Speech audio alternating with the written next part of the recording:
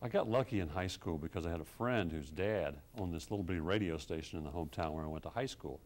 And I went over there one day and just got fascinated by all the equipment and what was going on inside, and he let me start hanging around and eventually let me do weather reports and hospital reports. And I just got hooked at an early age with the technology, the immediacy of it, and broadcasting in general. So I got hooked when I was about 15, 16 years old. Would you say you propelled into finding a job right out of college, or? Yeah, it did, because I was, again, lucky. I messed around at that radio station for the last 2 years of high school, and so then I knew what I wanted to do. When I went to college, I immediately started working at the college radio and television station. So by the time I got out of school, I really had 6 years experience in radio and television. I knew what I wanted to do, and I was kind of driven to get that first job. You think that's a lot different than what people have now? That experience early on, you have to go to college first? Yeah, it's harder now because, there aren't that many mom and pop owned radio stations or TV stations like there used to be. And it's harder to get that door open for you. But if you can do it, internships, all those kinds of things, they all help. It's all experience. I had a year-long internship when I was in college. So anything, it's about the person too. If you're driven to do it, you'll find a way to get in there, whether it's the college station or the hometown station or something. You'll get yourself in the door. When you were coming out of college, or maybe when you were just almost done, what was your ideal job? I don't know if I had one. I just knew I wanted to do news. I really enjoyed it. When I was in college, I was lucky because, like most colleges, we got to do a broad scheme. We got to do it all. We got to direct, got to shoot, got to produce. I did sports, did news, and news is where I really wanted to go. So I knew that, and it was in that time in the 70s when Watergate was going on, and I was enthralled by that. Those hearings were going on while I was working at the radio station in college, and I just knew that's what I wanted to do. You joined News 2 in 1980, correct? Yeah. What has made you stay for over 30 years? Different opportunities. I didn't think I'd be here this long. I came here for probably 2 or 3 years, and when I came here, it was in the time when technology was changing. We were just being able to do live capabilities, and I came here for that. And that was a great experience. And then eventually I started covering politics in Tennessee and really enjoyed that. About 3 or 4 years into it, they asked me to do some anchoring, and that progressed, and eventually I became the main anchor here. I became the news director at one point for a couple of years. Different opportunities kept opening doors here in Nashville, and I just stayed. And we fell in love with the community, fell in love with Nashville itself. Our kids are here, and just became home. Do you see yourself leaving at any point? You never say never, but probably not. I'll probably finish my career here in the next 10 or 15 years and retire here. You covered the first space shuttle launch in 1981, just 1 year after coming to News 2. How'd that feel? It was really exciting. That's one of the great parts about this job is we get to cover history every now and then, and that was a very historic moment. There was a little bit of a Nashville connection. A Nashville company out by the airport helped produce part of the engine cover, and that's why we were down there doing that local aspect. But watching that thing take off and realizing it was a success for NASA and the first time it had happened, it was quite an experience. How did you get selected to cover that particular story? Lobbied, bribed the news director, begged the news director. It was a great story because, those are the days where you just kind of run and go. We didn't have hotel rooms. I had a friend who works here, was a photographer. We stayed with his mother, slept on her couch, and the launch was delayed 2 or 3 days, so we were down there 2 or 3 extra days. But, you do what you got to do to get it done. So there were only 2 of you doing the filming? Me and the photographer went down there we were there 3 days before it finally was launched. So was it just photography or video as well, obviously? Video, yeah. Yeah. Did you have to do any of that, or were you just the on-camera? I was just the reporter for that particular story. I've done photography in some of my other stories that we've done, and we trade back and forth doing that kind of stuff. For the most part, I was just being the reporter. What are some unique things you experienced while covering the launch? It was the first time I'd seen international television come for an event in the United States that I was a part of. Japanese television was there, British television was there, because it was a worldwide event. So that was a real first. And there was a really kind of a funny at the time, now, probably not at the time, Japanese station decided they wanted to do a stand-up. The reporter wanted to do a stand-up with the space shuttle launching behind him. Well, the space shuttle launches, he starts doing a stand-up and he messed up. Well, you only get one shot at it because the space shuttle is gone. He threw his microphone down. You could see the disgust, but it was probably not a good plan. How do you think covering a historical event of that magnitude helped you succeed in Nashville? It made me want to cover more, and I got lucky. I got to go to Afghanistan after the 9/11 attack here in the United States. I've gotten to go to Japan. I got to go to London for different events. And one-of-a-kind events. The first nonstop flight from Nashville to London we got to go on, got to go with the 101st Airborne to Afghanistan. I mean, different things like that have really intrigued me, and you really are a part of covering history, watching it happen and unfold before your eyes. Have you learned anything in particular from those trips that you've brought with you in your job? Yeah, you really learn empathy for the people that are going through tragedy. You know, how young those soldiers are who are going over there fighting for our country. You understand the role of the different people in making tough decisions at the time. That's the kind of thing you bring back. You kind of see the courage of people to make decisions at the spur of the moment. What other stories were you led to cover in the following years after you did the launch? And I did a lot of campaigns, a lot of politics. I covered Al Gore's, both his presidential runs, been to several Democratic and Republican presidential conventions, governor's conventions, a lot of elections here in Tennessee. Did a lot of politics, which interests me. Some crime stories here and then. Did a documentary several years ago on the Ku Klux Klan in Tennessee. That was interesting. A broad spectrum. do you ever find yourself in danger from doing stories like that? Been shot at a couple of times. When we were in Afghanistan, we were under mortar fire. It happens, you know, you don't put yourself in harm's way, but sometimes you end up there. So they were doing a good job of protecting us over in Afghanistan and, you know, and the other areas that where we were traveling at the time. Was shot at a police event where there was gunfire happening and a bullet just came close to us, so that happens. But you try not to put yourself in danger, obviously.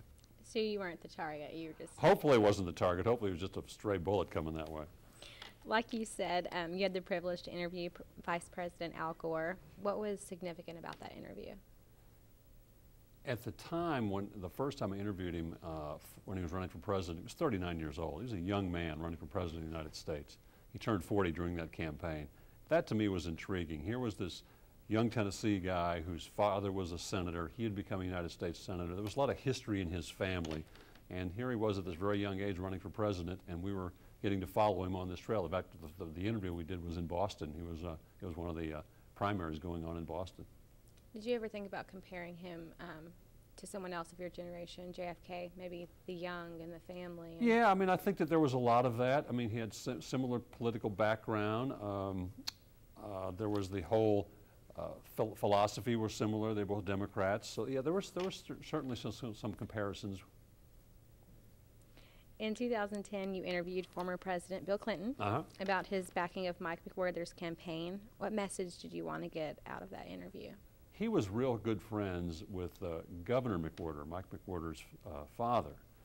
And really, I just wanted to talk to him about his connections to Tennessee. He was, of course, the governor of Arkansas, a border state before he became president. And he had a lot of connections with Governor McWhorter when they were both governors at the same time. That's part of the reason he came and supported Mike McWhorter. He was also involved with the decision to obviously pick Al Gore as his running mate when he ran for president of the United States. So those are the kinds of things I want to talk about, how that came about. And he told me the story that it was actually Governor McWhorter's idea to put Al Gore on the ticket with him. So we got kind of a good break some news there when he was here for that event. Did you create relationships that lasted you through the years after doing those interviews? I have. Not all of them, but some of them I still keep in contact with former Vice President Gore. I kept in contact for years with Governor McWhorter till his passing just last year. I've kept in contact with different reporters I've met over the years. Bob Woodward at ABC, we were in Afghanistan together. I was for years in weekly, almost or monthly contact with Peter Jennings. We talked back and forth by email. So you make those contacts in the business and the people that you cover. Do you think being a reporter in Nashville has helped you in getting interviews with more interesting and powerful people just up the line? I mean, presidents obviously is hard to beat. It's probably harder being here than it is if you're in Washington or Chicago or New York, a bigger city. But when they come to the state, it helps. I mean, the background that I have, what I've done in the past helps. But yeah, it's probably a little more difficult if I call up today and want to interview someone and I'm saying I'm from Nashville, Tennessee, as opposed to saying I'm from WABC in New York. Are there any powerful figures you're interested in interviewing today that you haven't? Oh, that's a great question. I hadn't thought about that, but you know, I always enjoy talking with newsmakers and not necessarily powerful people, but whoever's making news. I think Tim Tebow would be a really interesting interview. Politicians are interesting in their own regard. Sports figures, people that do things that don't ask for publicity, I think, are always interesting stories. People who really try to give back to a community or try to help someone and not seek credit for it. Those are the kind of stories that interest me. What's news to you? If it's news to you, it's news to me. I mean, I really think that news is what everybody sees in front of them every day. People want to know about what's going on in their community, what's happening in their neighborhood, what's happening across the street, what's happening with their school. Those hometown aspects to me are what's important about doing local news specifically.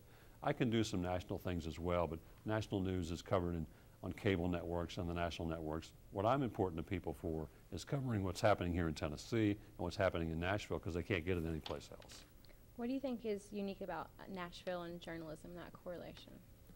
I'm not sure if there's anything unique. There's been a lot of important journalists have come out of Tennessee, and John Siegenthaler, Al Gore was a journalist for a while, many others who have been in the state, David Broder, several nationally renowned journalists have come from Tennessee. I don't think there's anything more unique about this state than any place else.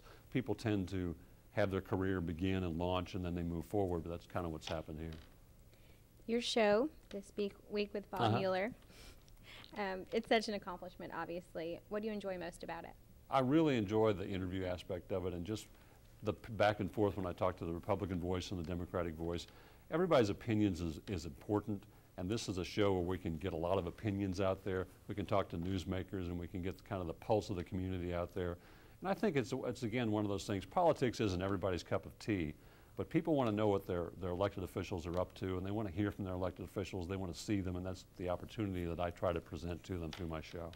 How long have you been doing your show? We started in 2006 with it really kicked off with the Senate race with Bob Corker and Harold Ford Jr., so we've been doing it 6 years now.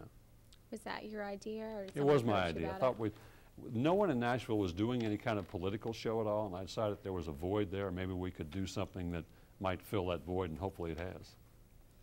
What would you say the angle of your show is? Obviously politics, but I mean, are you Republican, Democrat? I try to get the views from all of those people forward, and I also try to do, my show is run once a week, so I try to do a look back, what's happened politically in Tennessee that entire week, and kind of a refresher of remind people what's happened, things that they may have missed. Try to interview their elected officials, try to interview interesting people, national figures, politicians, authors that come into town, and get them on as well. I think people have diverse opinions and want to hear other opinions. That's what I try to present. So a little middle of the road. A little middle of the road. From my perspective, sure. Being here in Nashville, what special opportunities do you think journalists have or had before the strong shift in the rise of technologies? I'm not sure. I think that the one unique thing here in Nashville, of course, is the country music industry and all the celebrities, the country music, the writers, and the film industry that's been moving here. A lot of more movies being made here. So I think that the words that Tennessee has become kind of the third coast is really true. There's a lot of things going on here that aren't happening in other cities, like musically and electronically. Yes. Are you a fan of new technology? I love new technology. I think this business has changed so much because of Twitter and Facebook and the internet and cell phones and smartphones. There's so much more information out there that can get to people so much quicker, and that's our job. We're trying to get information to people as fast as they can. I get more help from the community out there because if I go on my Facebook page during a breaking news story and suddenly people are responding to me, or they're responding on Twitter, giving me information about what's going on as they're watching it. So they really become my eyes and ears. I think new technology only expands what we do. And you're really into social media. You have the Twitter account, you have the Facebook, all two that. Facebook pages and Twitter account, and I enjoy the update. I enjoy the back and forth. I'll post something and really kind of look back, sit back and wait for responses and see where it goes. I enjoy the conversation. You know, sometimes it gets very heated, and that's kind of fun to see people from different perspectives come in and begin discussing about a topic. And you run all those yourself? No one else goes through it? Yeah, they're all me. Contemporary journalism is told in significantly different ways than it was 10 to 20 years ago. In what ways do you find yourself telling the news? As opposed to maybe 30, 20 years ago, when we kind of reported events, we're kind of now reporting events through the eyes of people that actually live them. We're not so much talking to officials all the time, we're talking to people who were in that event or impacted by that event. I think that's how it's changed dramatically, is that we talk to the people affected much more than we used to in the past. We would talk to the governor and a commissioner, and he would tell you what he was proposing. Now, we'll talk to the governor about his proposal and then go to someone who's going to impact. Your services are going to be cut because of this. What do you think about that? I think that's kind of where the shift has happened, where we really take it to the people who are affected now. Do you think there was a reason that didn't happen more 10 to 20 years ago? I'm not sure. I think that, you know, it was just, you know, trends happen, and the way they did the news then was you talk to the elected officials, you talk to the spokesperson, and then it just changed. Which media do you find most accommodating for you as a public figure? I'm not sure I understand what you mean. Media, Facebook, Twitter, TV, email. Accommodating what For you as a public figure to address people that you need I to use talk them to? all. I really do. But obviously, whatever what's your favorite? whatever notoriety I have, it's because I'm on TV. So, and I really enjoy telling stories on television. I think it's a medium that, you know, you can use all of the aspects. You can use sound, you can use pictures, you can use words. And I think that that's what's different about radio. Radio, you got to do it all with words. Still photography, you got to do it all with pictures. Television, you combine them all. And I really enjoy that aspect of it. Obviously, you're our News Channel 2 guy. What do you hope to see in the future for journalism and reporting in Nashville? I hope we continue to grow. I think there's going to be more and more opportunities for young people like you, more and more platforms, more and more places to get information. And we're going to become just one of those, not the one. And I think that that's what's going to happen. Are there any words of advice you would give to aspiring journalists eager to get in the field of journalism? If you want it, go get it.